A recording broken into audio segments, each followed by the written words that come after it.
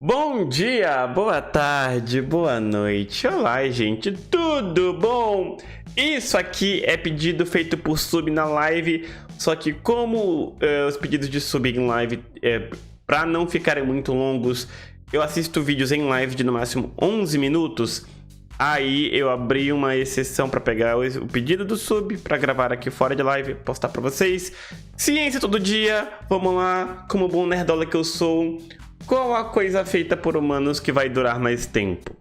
A foto que vocês estão olhando agora não parece nada extraordinária. É apenas um relevo, quem sabe uma zona rural. Mas embaixo de toda essa terra, uma das descobertas mais fascinantes da arqueologia estava aguardando para ser revelada. Esse morro fica na Turquia e ele era conhecido pela população local por ser um lugar sagrado. E em 1963, durante uma pesquisa arqueológica, algumas ferramentas de pedra foram encontradas na região. Dá uma aumentada no volume para vocês. Anos atrás. Mas por um bom tempo, foi só isso. O morro sagrado foi deixado em paz e a civilização moderna continuou sem saber o que estava embaixo dele. Mas em 1994, 31 anos depois da pesquisa arqueológica que encontrou ferramentas de pedra, arqueólogos decidiram voltar para o lugar e realizar uma pesquisa mais aprofundada. Escavações começaram e o mundo pôde ver pela primeira vez em milênios a construção que até hoje é considerada a mais antiga da humanidade, o Göbekli Tepe. É difícil de saber. Provavelmente porque a língua turca é meio complicada. Mas todos os indícios mostram que ele tem por volta de 10 mil anos. Os é muita pilares coisa. de pedra que ficam nas regiões mais internas possuem cravados neles figuras de animais que também são uma rara visão da arte e cultura desse período. Mas enquanto eu estudava a história do Göbekli Tepe para fazer esse vídeo, eu encontrei um fato curioso que, embora não tenha a ver diretamente com o tema, eu achei curioso demais para deixar de fora do vídeo. Nós ainda não temos certeza se foi a agricultura que fez seres humanos deixarem de serem caçadores e coletores, ou se os nossos antepassados começaram a praticar agricultura por terem deixado de ser caçadores e coletores. É por essa razão que até hoje nós não podemos bater o martelo e dizer se o Göbekli Tepe era um lugar onde as pessoas habitavam ou se ele era uma espécie de templo antigo que as pessoas frequentavam em épocas específicas do ano. Mas isso é um bom questionamento que eu nunca parei pra pensar. Porque o ser humano é um ser social. Desde que o Homo sapiens começou a tomar forma, tipo, biologicamente falando, né?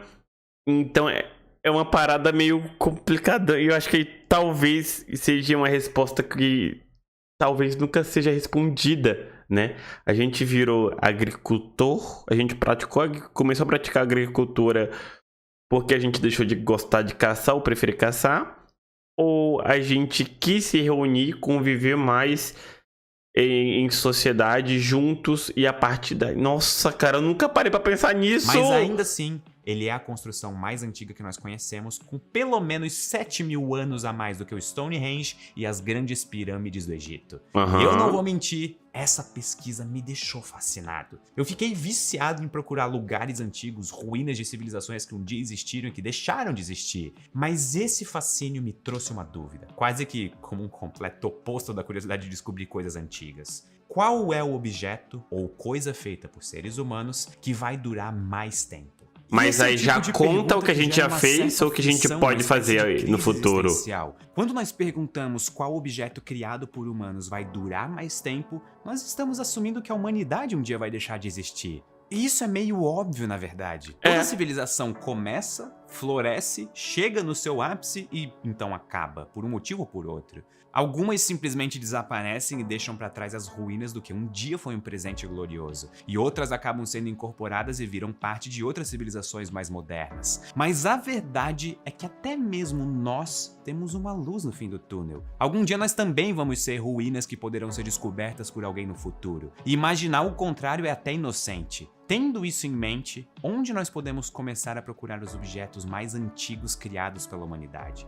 Vamos começar pelo Egito, mais especificamente no lugar onde as grandes pirâmides foram construídas. E eu vou escolher a grande pirâmide de Gizé como exemplo porque ela é a mais antiga das 7 maravilhas do mundo antigo. Ela demorou 27 anos para ser construída e camada por camada. ela foi a construção mais alta feita por seres humanos por mais de 3.800 desses anos. E um outro motivo pelo qual eu escolhi uma pirâmide é é que ela está praticamente inteira. E eu digo praticamente porque ela sofreu danos com o passar do tempo. Quando ela foi construída, as suas partes mais Ela externas era lisa, né? calcário, o que deixava a vista ainda mais impactante. Ela tinha Lisa entre aspas. 146,6 metros de altura. Com o tempo, essa camada externa de calcário foi removida, o que fez a pirâmide perder 8 metros de altura. O que nós vemos hoje é, na verdade, a parte mais interna dela. E eu acho a Grande Pirâmide o exemplo perfeito para começar, porque diferente do Göbekli Tepe, ela não precisou ser escavada. Ela esteve sobre a superfície esse tempo todo. Exposta o tempo todo. Com todas as civilizações que passaram pelo Egito desde que ela foi construída. Se nós estamos buscando a coisa criada por humanos que vai durar mais tempo, a Grande Pirâmide é o lugar perfeito para começar. Ela continua sólida e imponente mesmo quase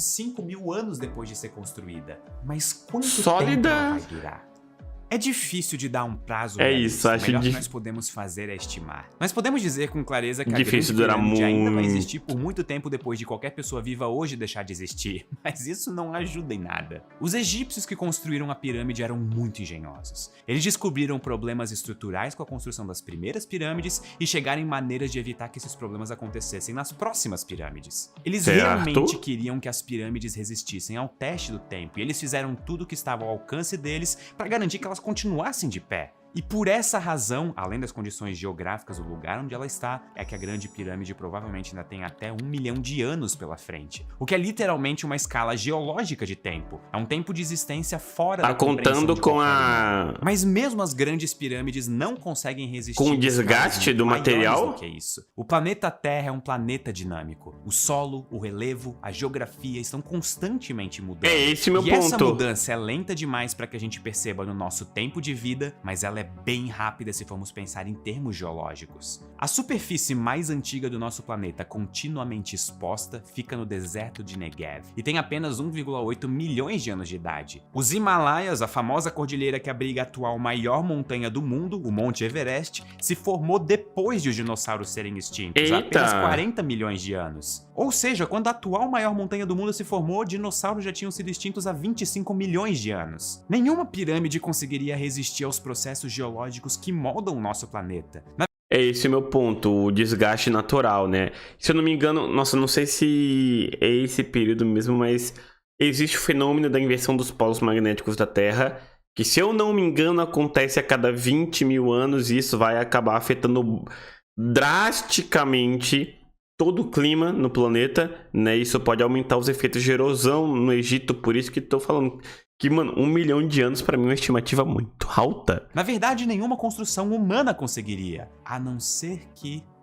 Agora as coisas começam a ficar divertidas. Nenhuma construção humana na superfície do planeta hoje consegue durar muito mais tempo, o que é bastante triste. Mas a boa notícia é que pela nossa espécie ser muito inteligente, nós não precisamos nos limitar à Terra. Por que não olhamos para o espaço? Seres humanos pousaram pela primeira vez na Lua em 1969. E eles deixaram na superfície da Lua uma coisa que vai durar mais tempo do que as pirâmides do Egito. Por que não dá atmosfera? Eu sei que essa informação parece loucura. Como Nossa senhora! Pirâmide. Mas as condições na Lua são muito diferentes das condições que nós encontramos na Terra. Na Lua, a atmosfera é extremamente rarefeita, quase inexistente. E a Lua também não tem tectonismo, que é um dos grandes responsáveis por mudanças geológicas aqui na Terra. Algumas das crateras da Lua, como por exemplo essa aqui no Polo Sul da Lua, tem mais de 4 bilhões de anos de idade. A Terra também foi atingida por objetos durante a sua história. E inclusive uma das possíveis explicações para a origem da Lua é a de que um planeta inteiro se chocou contra o nosso planeta. Mas nós quase não vemos marcas disso hoje em dia. Mas na Lua a história é outra. Existe erosão, mas ela é causada pelo impacto de micrometeoritos que atingem a superfície a altas velocidades. E essa erosão é extremamente lenta. Cerca de 1 milímetro para cada 1 milhão de anos. Ou seja, as pegadas na Lua vão continuar marcando a superfície do nosso único satélite natural por até 100 milhões de anos. E já que nós estamos falando de satélites, em 1957 o primeiro satélite artificial foi colocado em órbita do nosso... Ah, só um pequeno detalhe. Ah, Moreno, mas como assim rola essas quedas de detritos o tempo todo na Lua e não na Terra? Como o próprio Pedro falou. A atmosfera da Lua é muito mais rarefeita que a nossa. Não é à toa que a gente vê o tempo todo estrelas cadentes. Estrelas cadentes são objetos que entram dentro da nossa atmosfera e queimam né, em contato na hora que entram na atmosfera. Então, no final das contas, a quantidade de dejetos que acabam chegando no solo ao ponto de causar deterioração do solo ou rolar um impacto muito impactante mesmo, determinante no solo, na estrutura do nosso planeta, é muito menor do que na Lua. Nosso planeta, o Sputnik 1. A ideia dele não era ser permanente, até porque ele foi usado para nos dar informações sobre as camadas superiores da atmosfera terrestre. E por conta disso, ele ainda sofria arrasto das poucas moléculas de ar que nós encontramos a mais de 200 km de altura. E 3 meses depois, ele queimou na reentrada da atmosfera terrestre. Eu escolhi dar o exemplo do Sputnik 1, que durou pouco tempo em órbita, só para responder às pessoas que muitas vezes acham que satélites ficam para sempre em órbita. A própria Estação Espacial Internacional precisa ter sua órbita reajustada recorrentemente para não cair de volta na Terra. E esse é um pensamento meio assustador para os astronautas que estão lá dentro. Mas isso não acontece caso você tenha um satélite geoestacionário. Um satélite geoestacionário tem uma órbita muito alta, longe de qualquer efeito da atmosfera. Inclusive, quando um desses satélites acaba o seu tempo útil de serviço, ele é jogado para uma órbita ainda mais alta, chamada de órbita cemitério, para não interferir no funcionamento de novos satélites. E cara, não sabia dessa. Nessas órbitas, ele continua lá para sempre. Ou pelo menos para os propósitos humanos, é para sempre. Quer dizer, isso se nós não considerarmos o fato de que um dia o Sol vai virar uma gigante vermelha e a Terra provavelmente vai ser engolida no processo, junto com todos os satélites geoestacionários e tudo que nós deixamos na Isso Lua. vai Na acontecer. verdade, nós já estamos na metade do tempo de vida útil da nossa estrela. Nós temos cerca de 5 bilhões de anos pela frente. E Faltam mesmo só que a 5 gente bilhões, crie pô. algo que dure essa escala de tempo, como provavelmente os satélites geoestacionários durariam, eles seriam destruídos no mesmo processo que destruiria a Terra. Mas nem toda a esperança está perdida.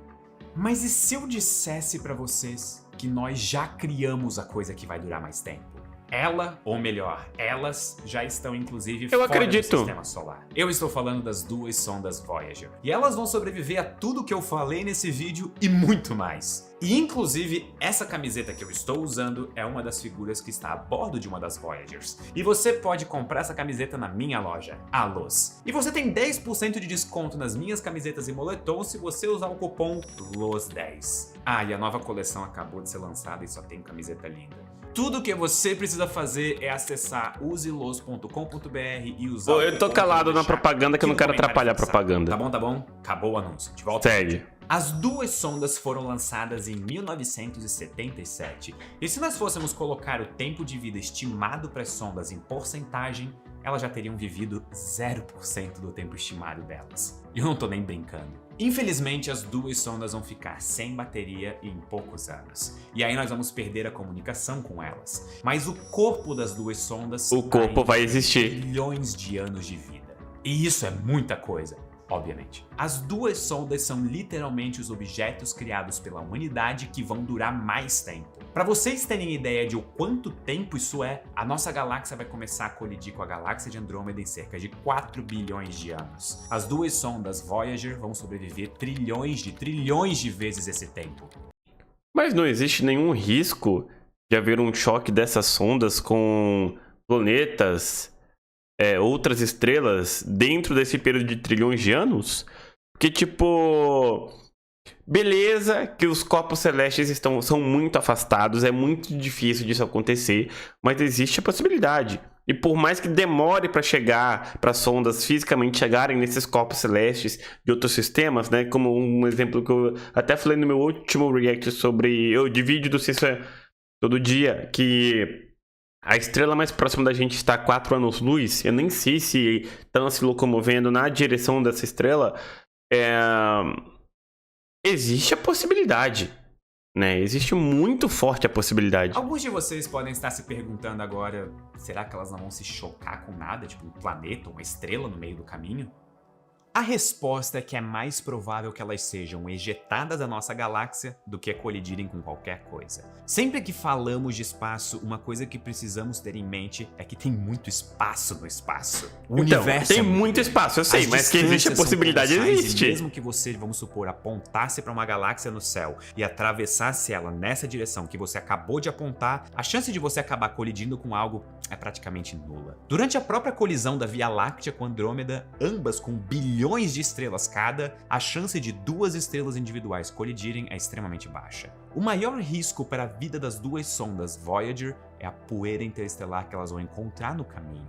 Mesmo pequenos grãos de poeira são o suficiente para causar pequenos danos à estrutura das sondas, que acumulados ao longo de bilhões de anos podem literalmente destruí-las. Mas a trajetória que elas vão tomar pela galáxia vai influenciar muito no tempo de vida estimado para elas. Se elas passarem pelas regiões da galáxia que tem muito gás e poeira concentradas, o tempo de vida delas vai ser menor. Mas a probabilidade está do lado delas, porque o cenário mais provável é que pelo menos uma delas seja ejetada para fora da galáxia durante a colisão. E se isso acontecer, a Voyager vai vagar sozinha pelo vazio quase absoluto do universo por trilhões de anos. E aí daqui a 3 bilhões, 400 milhões, 525 mil, 722 anos, ela vai ter o privilégio de ver o universo evoluir, as últimas estrelas nascerem, morrerem, alguma então civilização de outro planeta vai conseguir encontrar. E cheias de vida virarem galáxias de buracos negros. E isso termina minha pesquisa de qual objeto criado por humanos vai durar mais tempo. Esse objeto já foi criado, e a resposta são as 2 sondas Voyager, ou pelo menos uma delas. Criadas por seres humanos, mas entregues ao universo. O provável último resquício de uma humanidade que um dia ousou em sonhar com as estrelas, que agora tem a sua última memória flutuando em meio. Gostei dessa última parte do roteiro, do texto. Muito obrigado por terem acompanhado a minha pesquisa nesse vídeo. E até a próxima. E não esqueça de se inscrever no canal. Eu realmente gostei dessas últimas frases do roteiro, cara. Ah, como esse canal é bom! Como esse vídeo é bom, meu Deus! Eu não canso de ver esse canal, cara. O Pedro tem um diálogo tão bom, a dicção dele é tão limpa, sabe? Ele é carismático, obviamente é bonito pra porra. E obviamente ele puxa temas bem nerdolas, bem mesmo assim, levados pra ciência. Pra quem não sabe, eu sou uma pessoa apaixonada por exatas, né? E nossa, como eu me divirto, meu Deus! Enfim, povo, obrigado pela sua companhia nesse react. Até a próxima e eu fui, tchau, tchau.